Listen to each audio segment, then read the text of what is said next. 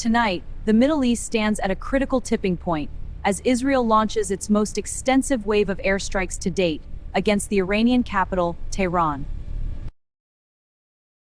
Following the commencement of Operation Epic Fury, the scale of destruction has reached unprecedented levels, targeting both military command centers and critical digital infrastructure.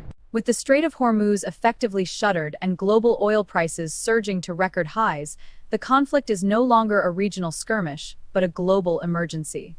From the frontline fires near Dubai International Airport to the high-stakes mobilization of NATO assets in the eastern Mediterranean, the world watches as a shadow war explodes. This is a special report detailing the escalating war between Israel and Iran. The decades-long shadow conflict has now shifted into a definitive and full-scale military confrontation. As of March 16, 2026, the Middle East has entered a state of total mobilization.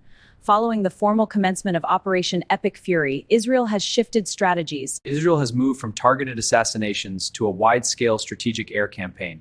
Over the last 24 hours, the Israel Defense Forces confirmed that over 150 sorties were flown. These missions targeted Iranian airspace, hitting what officials describe as the nerve centers of the IRGC command structure, specifically in and around the capital city of Tehran. The situation on the ground in Iran is increasingly volatile. Verified reports from Tehran indicate significant damage to the Parand and Fardis districts, following heavy aerial bombardment. Local authorities confirm that state communications and several key power grids have been severed. This blackout coincides with a massive cyber offensive which has paralyzed Iranian banking systems. To the south, the maritime situation is critical. The Strait of Hormuz remains a strict no-go zone for commercial shipping, enforced by Iranian naval mines and missiles. This effective blockade has trapped millions of barrels of oil, sending Brent crude prices spiraling past $180 per barrel, triggering a massive global energy crisis today. In Lebanon, the Blue Line border has effectively dissolved. Hezbollah has launched a sustained barrage of over 2,000 rockets and suicide drones into the territory of northern Israel. These strikes targeted the port of Haifa and Ramat David Air Base. In response, the Israeli government has declared a 100-kilometer closed military zone along its northern frontier. This strategic lockdown is currently displacing hundreds of thousands of civilians on both sides. The region now stands on the precipice of an uncontrollable and total regional war. The rapid escalation of the last 16 days has rewritten the geopolitical map of the Middle East. To understand this brink of total war, we must look back. On February 28, 2026, Israel and the United States launched a massive coordinated strike on Iranian territory. This operation, codenamed Epic Fury, targeted nuclear and leadership assets. By March 2, 2026, the Islamic Revolutionary Guard Corps announced the total closure of the Strait of Hormuz. Shipping traffic through this vital energy artery dropped to near zero. This strategic blockade sparked an immediate 30% jump in global oil prices. The world's economy began to feel the direct impact of this rapidly expanding regional conflict. On March 8, 2026, Tehran confirmed a major leadership transition. Mojtaba Khamenei was named the new supreme leader, issuing a defiant decree that the regional gates are closed. Between March 11 and 13, the conflict expanded into digital and commercial realms. For the first time, AI data centers and non-military industrial hubs became primary targets. The US and Israel intensified strikes on Iran's Karg Island. This facility is the terminal for 90% of Iranian oil exports, and it is now heavily damaged. Today, on March 16, the 50th wave of Iranian counter-operations was launched. Missiles struck the perimeter of U.S. bases located in Kuwait and the United Arab Emirates. Meanwhile, Israel continues its heavy bombardment of Tehran. The focus has now shifted toward regime-linked financial institutions and the internal security barracks of the Iranian state. The military dimension of this conflict has evolved into a high-intensity, multi-domain war. It is characterized by the debut of advanced autonomous systems and long-range precision strikes. Significant ground movements are now underway. The IDF has mobilized 4 reserve divisions to the Northern Command, establishing a massive buffer zone along the Lebanese border. Satellite imagery confirms the deployment of Merkava-5 tanks. Meanwhile, the U.S. Central Command has redirected the USS Abraham Lincoln Carrier Strike Group to the Gulf of Oman. Utilizing Rampage supersonic missiles, Israel is bypassing the S-400 air defense systems guarding Tehran. The IRGC has responded with a saturation strategy, using hundreds of loitering munitions. Fatah-2 hypersonic missiles are being launched simultaneously to overwhelm the Iron Dome. the strategic focus has now shifted significantly toward a new concept known as digital decapitation. For the first time, strikes have targeted AI data centers and server farms. These attacks specifically hit Middle Eastern facilities, disrupting the logistical algorithms used for theater-wide coordination. In the Persian Gulf, Iranian swarm fast attack craft have deployed underwater unmanned vehicles. These assets are targeting undersea fiber optic cables, threatening to sever internet connectivity between Europe and Asia. The international community is currently grappling with the most severe diplomatic fracture in decades. On March 11, the United Nations Security Council adopted the Critical Resolution 2817. This resolution condemned Iran's retaliatory strikes against Gulf states in the strongest terms. Notably, the resolution passed with 13 votes in favor, while China and Russia both abstained.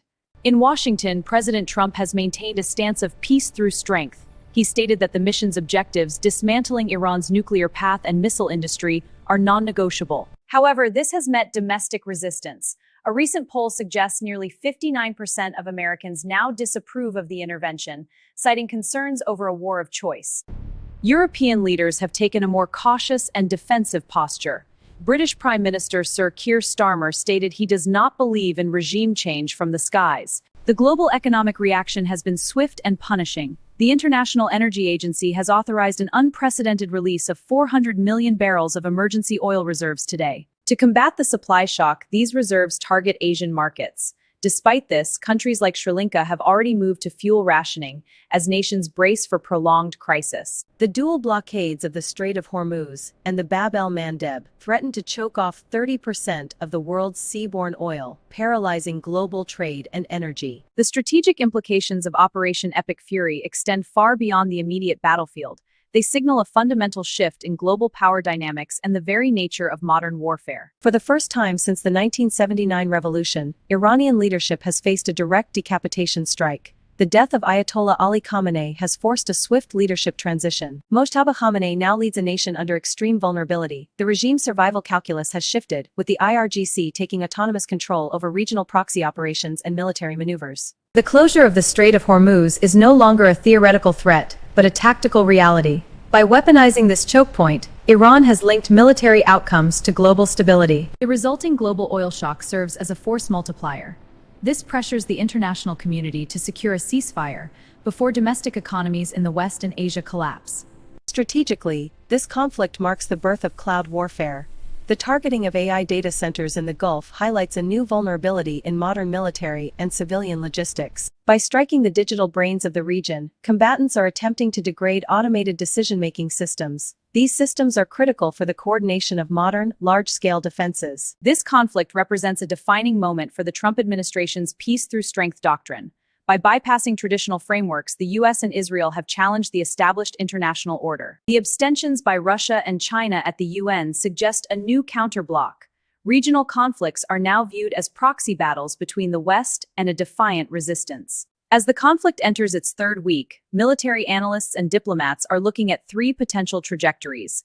These paths will determine the future of the region and the global economy. The first scenario is a pivot toward a war of attrition.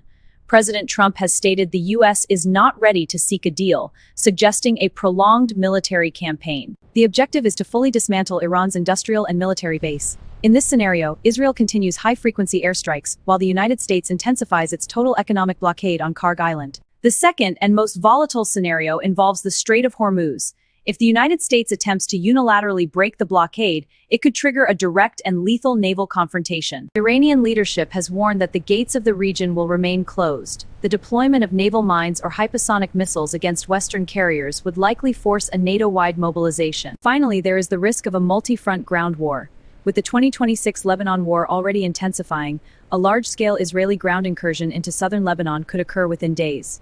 Simultaneously, Iranian-backed militias in Iraq and Syria continue their drone strikes. If these attacks on U.S. diplomatic facilities persist, we could see a massive, theater-wide expansion of ground operations. This escalation would involve the mobilization of regional armies from the Mediterranean to the Persian Gulf. The world now waits to see which of these three paths will become reality. As the sun sets on day 16 of Operation Epic Fury, the Middle East remains locked in a cycle of unprecedented violence. Thousands of targets remain identified within Iranian territory. The Revolutionary Guard has vowed a long war to defend its sovereignty. Consequently, the path to de-escalation appears non-existent, as both sides prepare for a protracted and devastating military confrontation. The humanitarian cost is mounting, with hundreds of thousands displaced in Lebanon. Critical civilian infrastructure in Iran, including schools and hospitals, has been caught in the crossfire of precision strikes. Perhaps the most enduring legacy of this March 16 report will be the global economic fallout. As the Strait of Hormuz remains a theater of war, the world feels the shockwaves. Every household, from London to Tokyo, will feel this confrontation at the fuel pump. The rising cost of living is now a direct consequence of this explosive and regional struggle. We will continue to monitor the situation as it develops. For now, the world remains on high alert, waiting to see if the next wave of missiles brings total war.